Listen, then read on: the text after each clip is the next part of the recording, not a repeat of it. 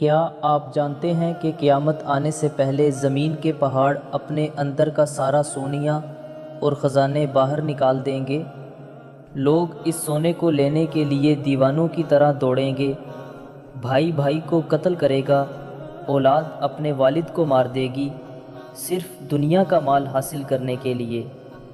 لیکن ہمارے نبی نے فرمایا، اس وقت جو لوگ مال کے پیچھے لگ جائیں گے اور اللہ کو بھول جائیں گے، وہ اللہ کے عذاب میں پکڑے جائیں گے، اور جو شخص دنیا کے لالچ سے بچ کر اللہ پر ایمان رکھے گا وہی کامیاب ہوگا۔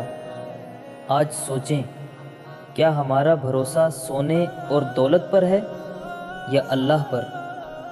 کیونکہ قیامت قریب ہے اور نجات کا راستہ صرف ایک ہے: توبہ، ایمان اور اللہ پر سچا یقین۔